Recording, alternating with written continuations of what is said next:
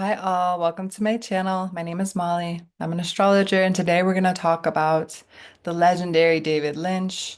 He passed over today, and I've been wanting to do a series where I discuss notable figures and their biographies through the lens of astrology.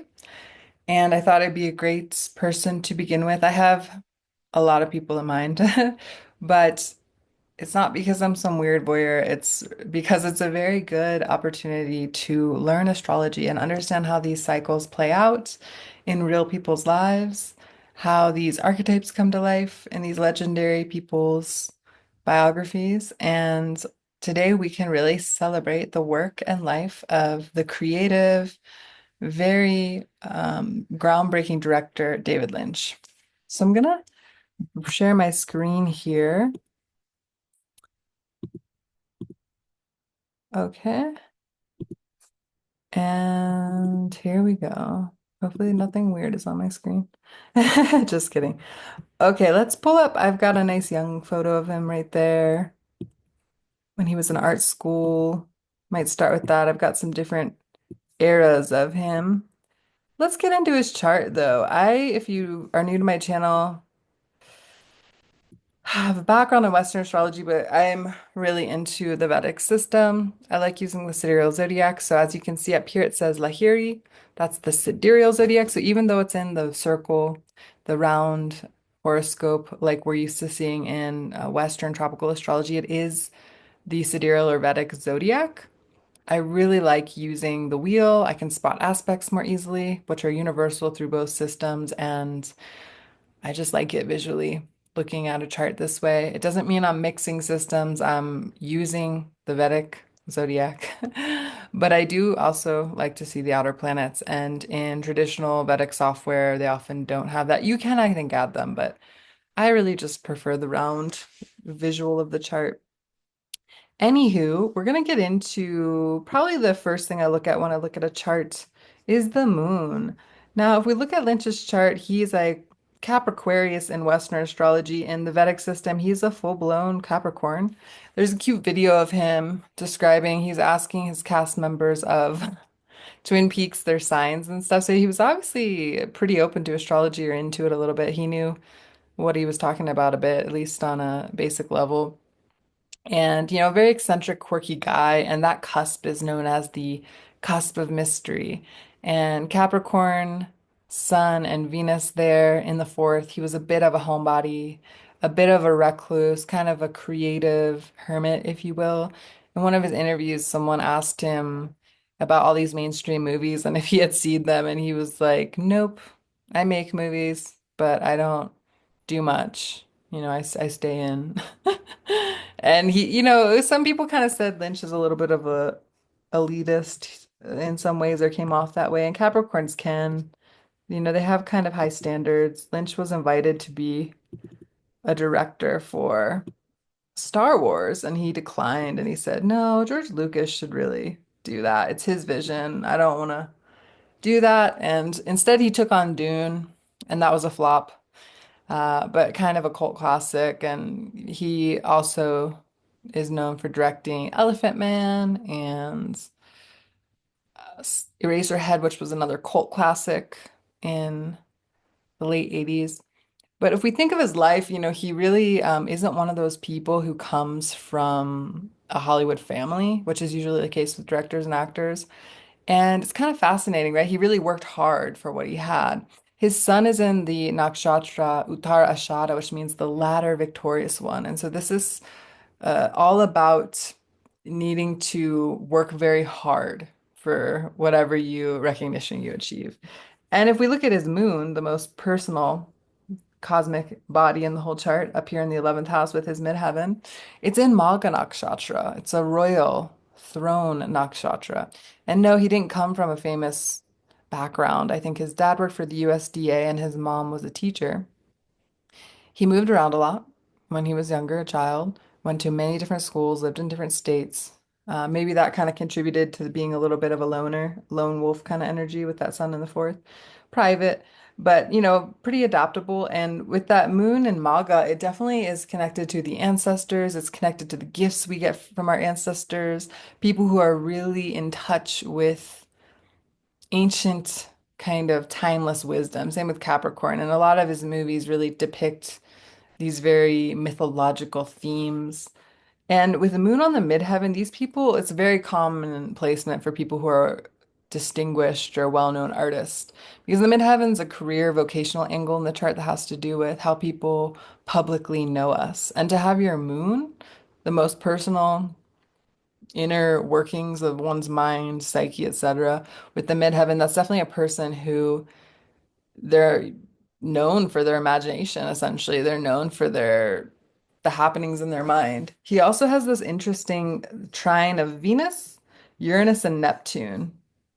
So Uranus is that innovative planet of the unexpected, of the kind of, I think, with the trine to Neptune, that's kind of the surrealism in his work with his Venus. And Venus in Capricorn is known to be a little what's the word I'm looking for? Maybe into the morose or into things that are like maybe a little creepy, into things that are a little existential. And his work is really highlights that. And I think that Venus, Uranus, Neptune also speaks to this kind of Renaissance quality he had. If you were born in the early 90s, like 90, 91, you have that conjunction, that triple conjunction of Venus, Uranus, Neptune, and maybe even Mercury thrown in there. And there's so many creative people in that little cohort. And then this trine's also like another version of that. It's a very ancient future kind of energy going on there with his Venus and Capricorn, like taking things that are timeless and then putting it with weird sci-fi stuff and mysticism and just kind of absurd out there themes and his stuff, if you follow Twin Peaks, what really made him well known, that series is bizarre and it is kind of ahead of its time and you think it's one thing and then it goes a totally different direction. So a lot of his stuff was like that. And he did pass away, with Pluto right on his sun, and it's an interesting transit. I think Betty White also passed away when Pluto was on her sun. It's not a common transit. It doesn't mean everyone, but it'll put you through the ringer, Pluto on the sun. And we'll notice when he really rose to his prominence, he had Pluto on his ascendant, another very sensitive angle. So Pluto transforms, and it transformed his career, and it also transformed him into his next life. He was known to be an existentialist and, sorry, a transcendentalist, meditator. So he really believed in the afterlife and was connected to that and probably into a lot of the mysticisms, right? Astrology being one of them. And when I really focus in on his life, I always look at people's relationship stuff too. He had a seventh house, no planets in it, but then we look at what ruled his seventh house. It would be Mars, right? The planet that rules Aries. And then Mars is in Gemini with Saturn, exact conjunction. So, his work was his main focus. He even said that he's like, I don't watch movies, I just work. And that's kind of the joke with Capricorn. People are like, oh, they're work oriented. And Venus and Capricorn in a man's chart can definitely indicate wives he meets through work. But he was very dharmically driven. The ninth house is a house of our purpose in this world. Like, what we're here to do on a very mission-driven level. His studies, his interest in going to so many different art schools and taking up these crafts. And with Mars Saturn, he's got that exact conjunction, and that would be the same in Western chart, whatever, because aspects are the same. Different sign perhaps, but it's an exact conjunction, and that Mars Saturn can very much drive people. It's two malefic planets together, but Mars is all, very much our willpower, and Saturn is that grit, that staying power. And it did take him, like I said, with that Uttarashada Sun, a little bit to come into his own or to get the recognition. He put a lot of work in, and he knew what he wanted to do from a young age. He knew he wanted to pursue art and his creative passions. But he didn't really come into his prominence till 1990, and I'm going to pull the chart for that. But first, I'm just going to touch on his relationships because I think that's kind of interesting. With the ruler of his relationships, Mars, conjunct Saturn, that could give difficulty and challenge in relationships. And then Venus and Capricorn in a man's chart, again, it's like meeting wives, partners through work, which he did. His first partner was actually someone he met in art school. and was with for a while. And then his subsequent partners, wives, were either actresses that he met through his films, or even one of them was an editor of his films. So I feel he was really a man married to his work foremost, and he admitted that a lot of the relationships didn't work out because of his work, because he prioritized that above all. And with Moon conjunct the midheaven, that kind of makes sense. His emotional nature is very tied into his purpose. That's what really fed him. And that's why it's good to know people's charts before you get in relationships because you got to see what they're working with and really just accept them from a more holistic level. The biggest thing in relationships is we try to change that person to like fit this projection or mold of what we want them to be. And rarely does that work out. So he has an interesting chart with that Venus and Capricorn, like his muses and his work kind of got blurred. Those lines kind of got blurred and it was like he could only probably date someone that was related directly to his work. Um, because, Capricorn's not so much that they're a workaholic, they're just very results oriented and they want to achieve subconsciously or unconsciously. It's just a drive. I'm a person with a Capricorn moon, I can relate. It's like just this drive. And it's not necessarily like, oh, so people can know who I am. It's just like a baseline. For Capricorn energy, it just wants to master something. And so in his case, it was his movies. Now, again, the seventh house being a ruler being a malefic, conjunct a malefic, again, that can give delays in relationship, issues in relationship. It's not a great combo for partnerships. Again, his heart really, his moon was in his midheaven with his midheaven in his 11th house of his kind of uh, inspirations, his connection to the collective, his ideas and fantasies, in a lot of ways. So let's take a look at his chart transits when he had Twin Peaks blow up.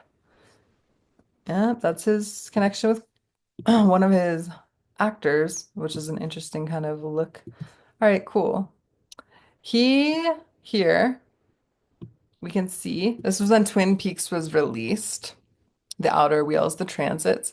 So what's the first thing I noticed? Well, I looked at the dasha he was running and he was in a Rahu dasha. Rahu dashas are known to be the most unpredictable dashas for astrologers to predict.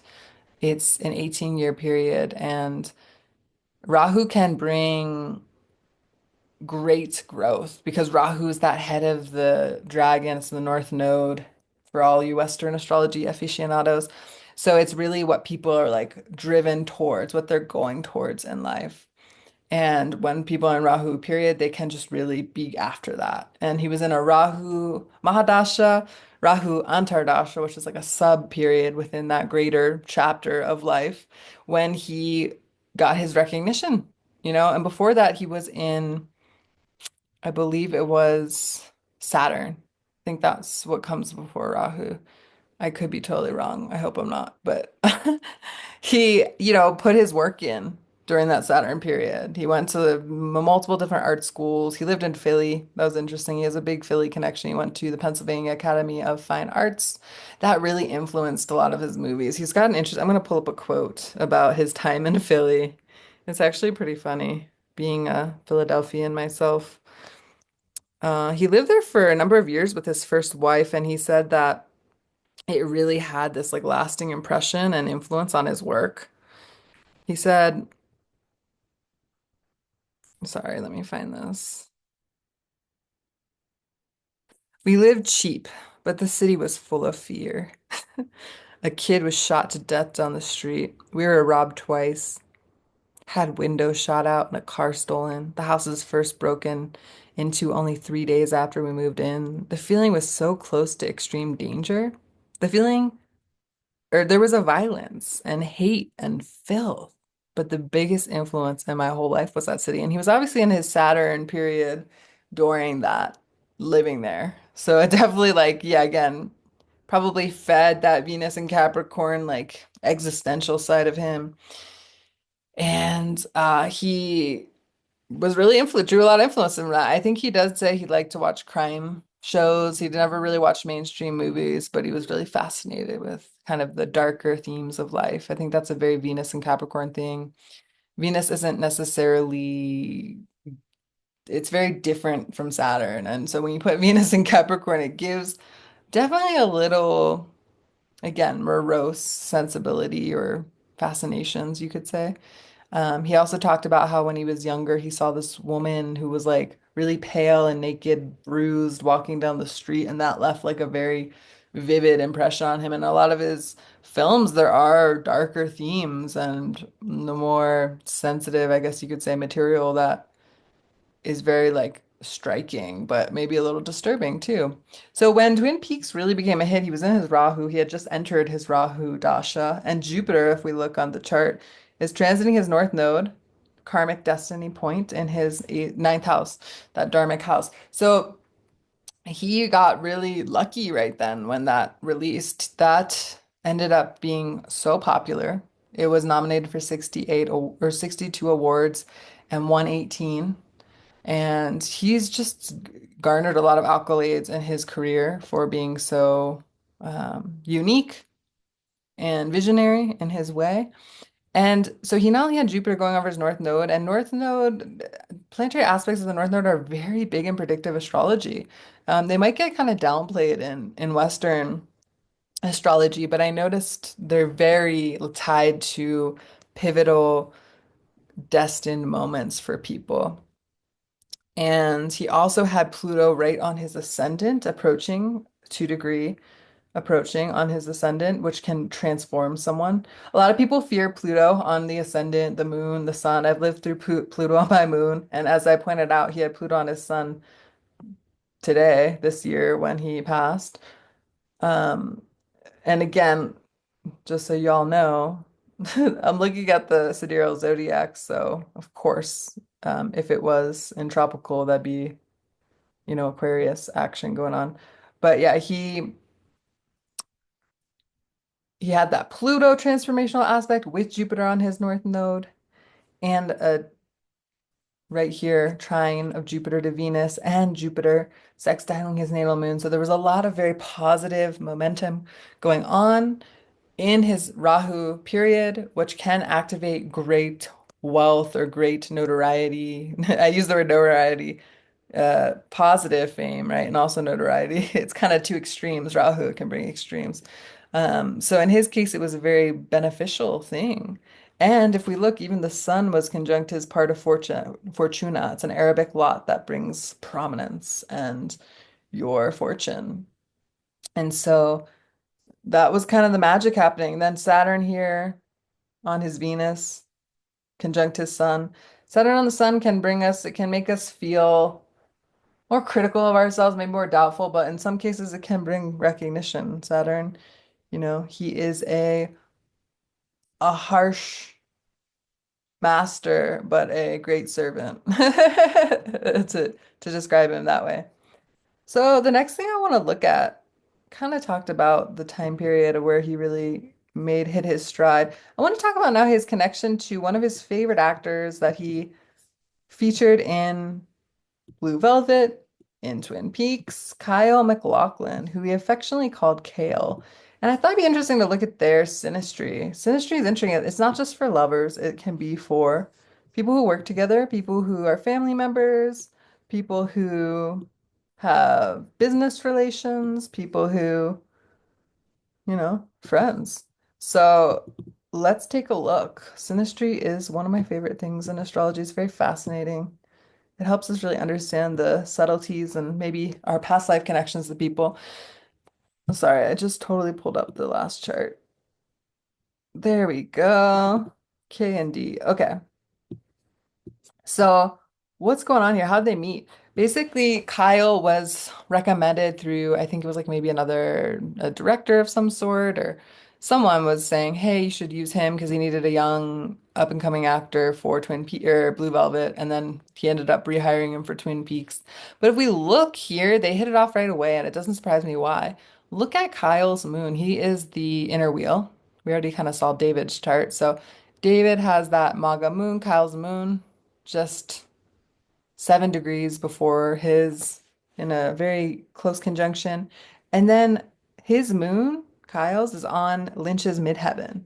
So again, he was kind of this muse to him. And then we have this other kind of aspect going from Kyle's Pluto to David's moon. So there might have been a little bit of there's a lot of involvement when we have moon Pluto, maybe even a little bit of obsession or fixation.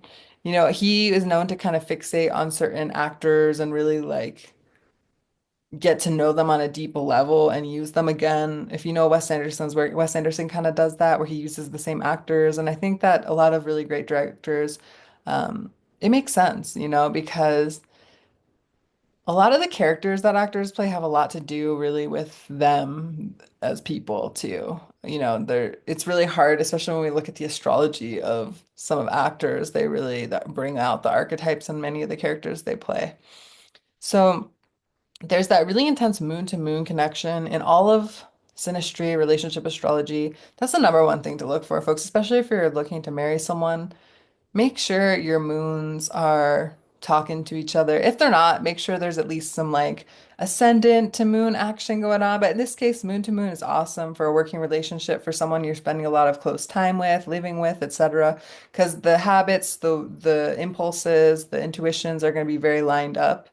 And they also had a very similar creative vision because if we look at McLaughlin's Venus in Pisces, 4 degrees Pisces, it sextiles Lynch's Venus in Pisces or Capricorn in Pisces. And Venus and Capricorn. I'm so sorry, it's getting late. So David Lynch's Venus actually conjuncts McLaughlin's Fortuna point. And he gave a really sweet memorial memo to Lynch and he said, I owe everything to him. If it wasn't for him, I wouldn't have my career. And it's true. If it wasn't for Blue Velvet, he said, I wouldn't have the prominent career it had. And that's really visible in the astrology. Lynch's Venus energy, his vision, his creations was directly connected to what would bring Kyle his fortune, his recognition, his fame. And that's a very prominent aspect. And then his son, too, right on his Fortuna point. And there's another aspect of Lynch's Fortuna with Kyle's. Where is it? Yeah, midheaven and south node. That can be a very past life type connection there. There was probably some benefit that they shared, or maybe like you could say they owed each other from a past life. Like someone maybe in the past life, Kyle helped Lynch out a lot, right?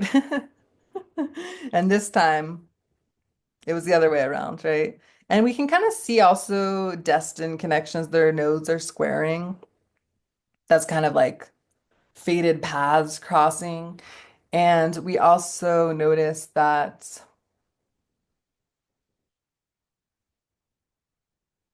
let's see here,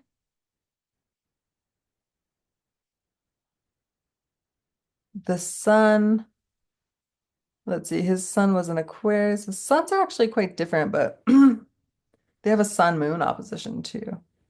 With, well, Kyle just kind of has that natally, but he also has that with Lynch. So that can be a very nice yin yang kind of complementary energy. I forget if there was anything else I was going to really say about that. Yeah, just kind of like a serendipitous meeting, and they really hit it off, really vibed, and obviously had a connection where they were meant to kind of bless each other's lives. And you could say really Kyle benefited Lynch as much as the other way around because, he was the right actor for the role and it became a hit. And, the lead actor you hire is really important to the success of the project you're doing, right? To the vision as a whole. But again, yeah, that kind of South Node, we have Lynch's South Node with Kyle, Saturn, like that's kind of a very like there's something owed from a past life, not necessarily in a negative way, just and kind of a mentorship relationship when Saturn's with someone South Node, like one person's more like shepherding the other into their path in a sense. Don't think I had anything else really to talk about that. Um, but I want to leave you guys with a quote from Lynch. And he says, someone was interviewing him. Oh, and also it is worth noting he was in, let's see. Oh, sorry, he was in a Saturn when he passed. I misspoke. He was in his moon dasha before his Rahu dasha. And moon dasha is very much about, in his case, his work. So that was when he was putting a lot of that work into creating, releasing stuff. But one of his quotes, when someone was asking him about, I guess, his spiritual beliefs, he said, life is a short trip. We all meet again. So here's to David Lynch. May we meet again and may he bless us with wonderful creations the next time around. If you guys have anyone you'd like me to feature, a current event you want me to look at through the lens of astrology, a connection, partnership, any kind of story, real life story that you want me to assess using astrology so you can learn, I would be happy to do so. Thank you for tuning in. If you like this video, share and subscribe. And you can book a personal reading with me on radiantguidance.com. Have a beautiful, blessed rest of your night.